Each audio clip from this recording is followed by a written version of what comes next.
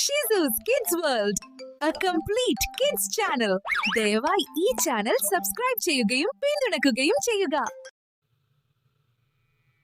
നമസ്കാരം കൂട്ടുകാരെ, എന്തൊക്കെയുണ്ട് വിശേഷം? കുറേ നാളുകളായി.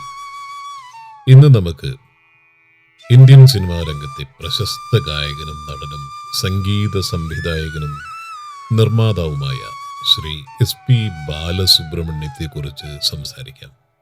காதலின் தீபம் ஒன்று ஏற்றினாளே என் நெஞ்சில், நேற்று போல் இன்று இல்லை, இன்று போல் நாளை இல்லை, நேற்று போல் இன்று இல்லை, இன்று போல் நாளை இல்லை. ശ്രീപതി പണ്ഡിതാരാധ്യുല ബാലസുബ്രഹ്മണ്യം എന്നാണ് അദ്ദേഹത്തിൻ്റെ മുഴുവനും നാമധേയം. SPB എന്നും ബാലു എന്നും ഇദ്ദേഹം അറിയപ്പെടുന്നു.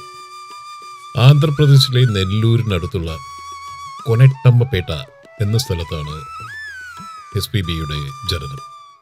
തൻ്റെ കുട്ടിക്കാലത്ത് തന്നെ സംഗീതത്തോട് വലിയ താല്പര്യം പ്രകടിപ്പിച്ചിരുന്നു.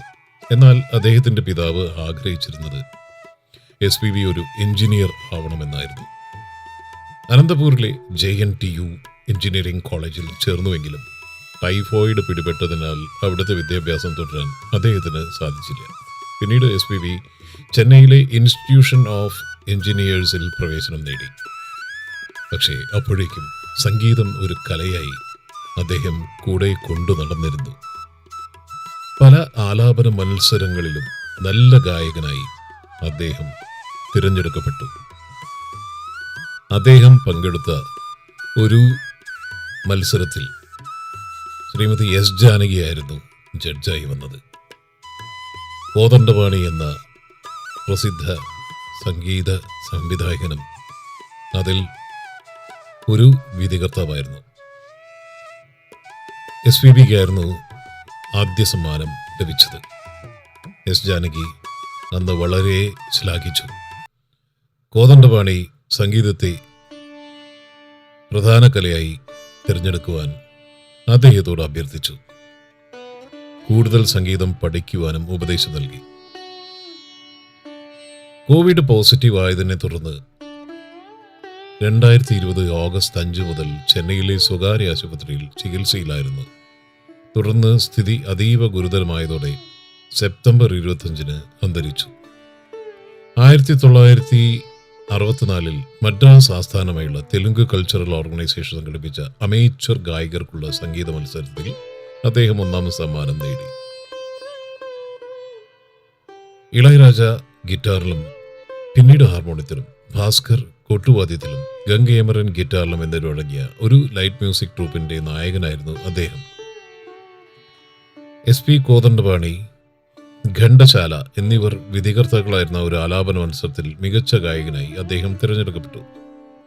SPB അവസരങ്ങൾ തേടി സംഗീത സംവിധായകരെ പലപ്പോഴും സന്ദർശിക്കാറുണ്ടായിരുന്ന കാലത്ത് അദ്ദേഹത്തിന്റെ ആദ്യത്തെ ഓഡീഷൻ ഗാനം നിലവേ എന്നിടം നെരുങ്ങാതെ ആയിരുന്നു. മുതിർന്ന പിന്നണി ഗായകനായിരുന്ന PB ശ്രീനിവാസ് തെലുങ്ക്, തമിഴ്, ഹിന്ദി, കന്നഡ, മലയാളം, സംസ്കൃതം, ഇംഗ്ലീഷ്, ഉറുദു എന്നീ ഭാഷകളിൽ അദ്ദേഹത്തിന് ബഹുഭാഷാ വാക്യങ്ങൾ എഴുതി നൽകാറുണ്ടായിരുന്നു.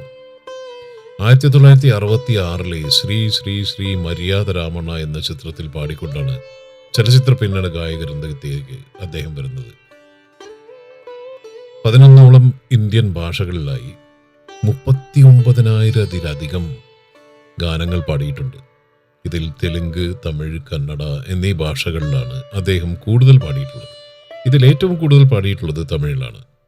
ഏറ്റവും കൂടുതൽ ചലച്ചിത്രം പിന്നണി ഗാനങ്ങൾ പാടിയ ഗായകൻ എന്ന ഗിന്നസ് ലോക റെക്കോർഡും SPBക്ക് സ്വന്തമാണ്. ഗായിക എന്ന റെക്കോർഡ് ലതാ മങ്കേഷ്കറാണ് കരസ്ഥമാക്കിയിട്ടുള്ളത്. ഗായകൻ എന്നതിൻ്റെ ഒപ്പം നടൻ, സംഗീത സംവിധായകൻ, ഡബ്ബിംഗ് ആർട്ടിസ്റ്റ്, പിന്നെ സ്റ്റുഡിയോ ഓണർ എന്നീ നിലകളിലും SPB ജനപ്രീതി പിടിച്ചു പറ്റിയിട്ടുണ്ട്. അദ്ദേഹത്തിനെ ആദ്യമായി വേദിയിൽ സമ്മാനം നൽകി പ്രോത്സാഹിപ്പിച്ച SP കോദണ്ഡപാണി എന്ന അദ്ദേഹത്തിൻ്റെ ആരാധ്യ പുരുഷന്റെ പേരിൽ കോതമുണ്ടപാണി സ്റ്റുഡിയോസ് എന്ന പേരിൽ ചെന്നൈയിൽ, ആ കാലത്ത് മദ്രാസ് എന്നറിയപ്പെട്ടിരുന്നു, പ്രശസ്തമായ സ്റ്റുഡിയോ SPBക്ക് സ്വന്തമായി ഉണ്ടായിരുന്നു. മണിച്ചിത്രത്താഴ് ഉൾപ്പെടെയുള്ള മലയാള സിനിമ ഗാനങ്ങൾ അവിടെയാണ് റെക്കോർഡ് ചെയ്തിട്ടുള്ളത്.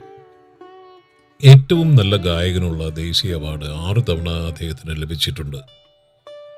KJ യേശുദാസിന് ശേഷം ഈ അവാർഡ് ഏറ്റവും അധികം തവണ ലഭിച്ചിരിക്കുന്നത് SPBക്കാണ്. സാവിത്രിയാണ് SPBയുടെ ഭാര്യ. ഇവർക്ക് SPB ചരൺ എന്നൊരു മകനും പല്ലവി എന്നൊരു മകളുമുണ്ട്. SPB ചരൺ അച്ഛൻ്റെ വഴി തുടർന്ന് ഗായകനും നടനും നിർമ്മാതാവുമായി ശ്രദ്ധേയനായി.